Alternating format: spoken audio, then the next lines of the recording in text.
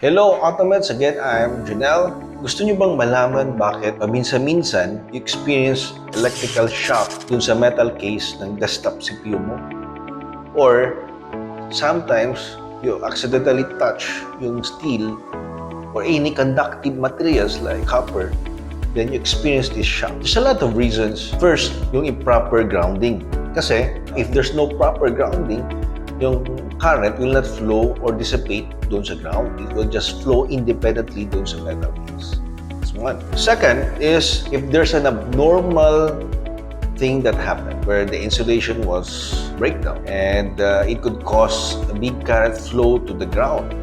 But if your building or yung household mo was properly designed, especially doon sa breaker system, there's a ground fault breaker naman that could automatically turn off and disconnect and it will be safe. And ikatatlo that I wanted to expound yung leakage current. So before I will discuss further doon sa leakage current, I want to explain muna ano yung mga current makaka-affect sa katawan. First, if more than 10 milliamp, it will freeze your muscle. If more than 30 milliamp naman, it will affect your respiratory system. And if more than 75 milliamp, it will somehow create an ineffective heartbeat that could cause probably a heart attack. And if you experience a 4 amps, it will freeze your heart.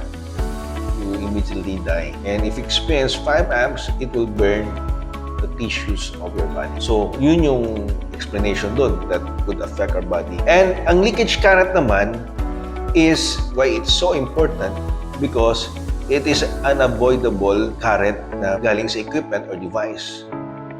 And it must not be higher to those current na in-explain ko that could affect sa body natin. Actually, meron tayong body that ensures na yung mga equipment must pass within a certain limit. And the maximum limit that I know is 3.5 milliamps, which is there's a margin towards those yung 10 milliamp that could freeze yung muscle further lower to somehow ensure yung margin. So, ano yung leakage current and why there's a leakage current?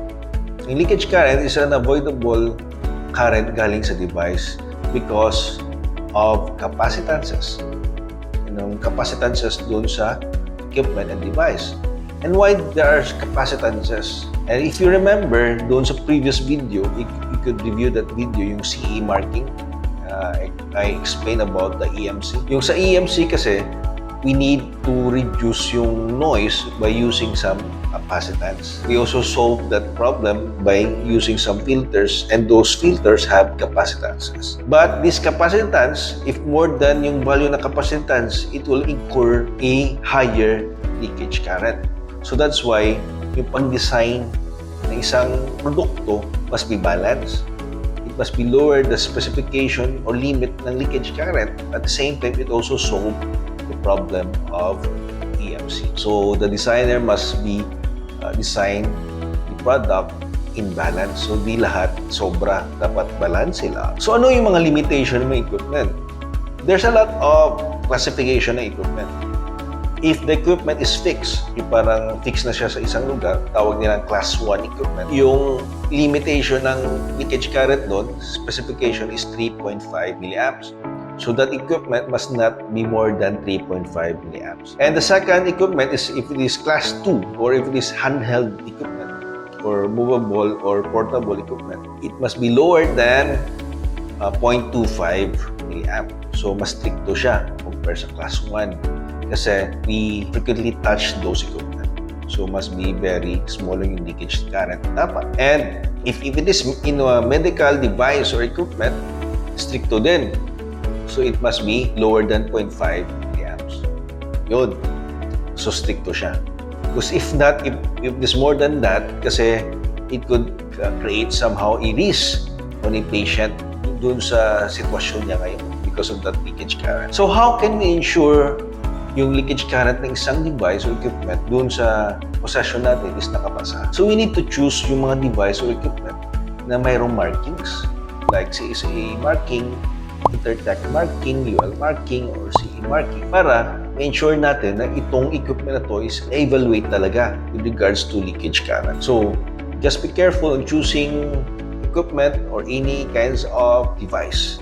Alam ko that sometimes we are following lang kung sino yung pinakamura, but be careful kung mura naman siya but without any kind of assurance na it could cause yung safety natin with regards sa kuryente. Better choose yung mayroong markings. Yun lang po. Sana may natutunan po kayo. And that's it. And bye-bye.